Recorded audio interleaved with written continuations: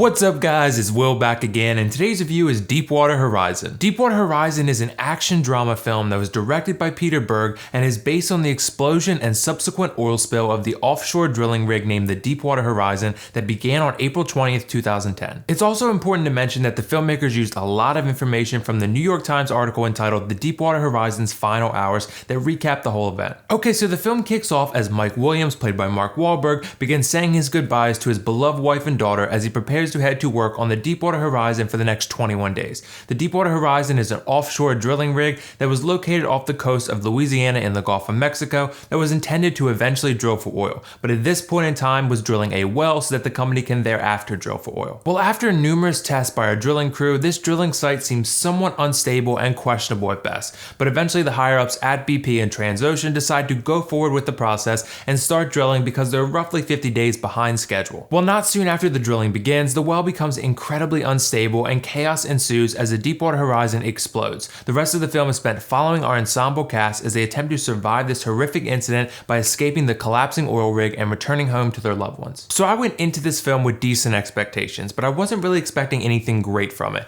I've seen several Peter Berg movies, with his best one in my opinion probably being Lone Survivor, which is a really good film, and Deepwater Horizon is even better than that. This film thoroughly surprised me, and in my opinion it's a great movie because every single element is executed at an extremely high level. Now I think most of us remember the BP oil spill from 2010 that this film is based on, but I was 19 at the time, and as a freshman in college I can't say I actually researched it too in depth and completely understood the gravity of the situation. Well, this film does an amazing job at recapping and dramatizing these events in a way that's riveting for the entire film and exciting and action-packed for the last third of it. I was completely captivated from start to finish, and there was not a single stretch of time that I felt was boring or out of place or anything like that. Everything was paced in a way that felt really smooth and fluid. As you'd expect, the first two acts of the film spend a decent chunk of time setting up the explosion that you know is coming at some point. You start off by introducing Mike's family, which humanizes all three of them and adds depth specifically to Mike's character, while at the same time raising the stakes because you want Mike to survive this and make it home to his family. Once Mike and the other crew members actually arrive on the rig, you get some very well written interactions between the crew members that have obviously formed some sort of bond or camaraderie after working together before. The dialogue in this film is so well written, and every interaction, particularly these ones in Act 1 and 2 that take place on the rig, help explain who our characters are and their motivations and what purpose they actually serve to this story. So then the rest of the pre-explosion time is spent on the Deepwater Horizon actually testing things and preparing to drill the well.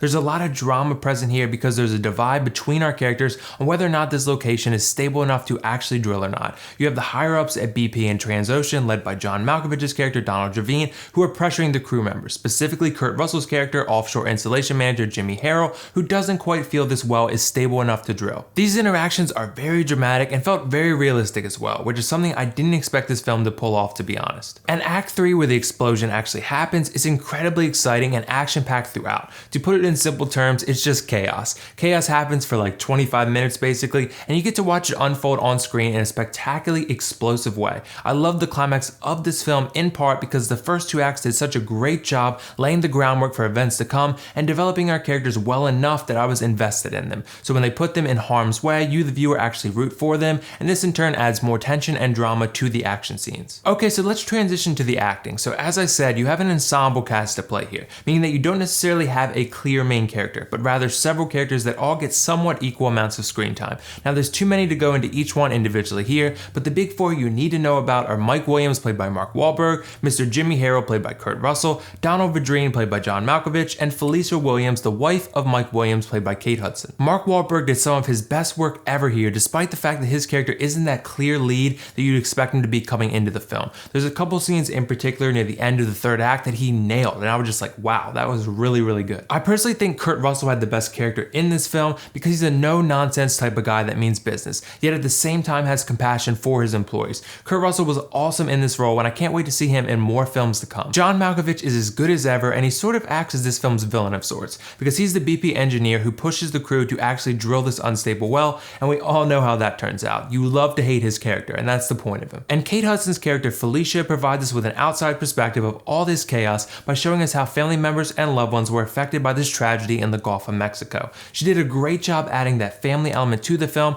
and she also is as good as ever here. So the last thing I want to mention is the cinematography. This is one of the best films from a visual standpoint that I've seen this year. From the actual explosion itself, which is exceptional any way you slice it, to the shots that give you a better idea of the environment and scale of this story. Everything in the visual department of this film was really good. It's so good in part because everything about the environments and the story feels ultra realistic. You can fully immerse yourself into this story because the filmmakers clearly made a strong effort to portray these events accurately and realistically, and they achieved that. The shots give you an idea of the scale and eventually the adversity that our characters face, and I loved every bit of it. So overall, I loved Deepwater Horizon, and it turned out to be even better than I hoped. I thought it had a dramatic, exciting, and well-paced story, very well-written dialogue, great acting and a great cast, and exceptional cinematography. And once again, as expected, there was nothing I didn't like about this film. I'm gonna give Deepwater Horizon a 10 out of 10 and recommend that you see this one in theaters if you're looking for a dramatic and exciting movie experience. So did you guys see Deepwater Horizon yet? What did you think of it? Let me know your thoughts in the comments below. And if not, let me know whether you'd be interested in watching this film or not. And as always, if you like this video, click that like button and don't forget to subscribe to my channel for much more content like this. That's all for now though. This is WillFoxification signing off. See you in the next video.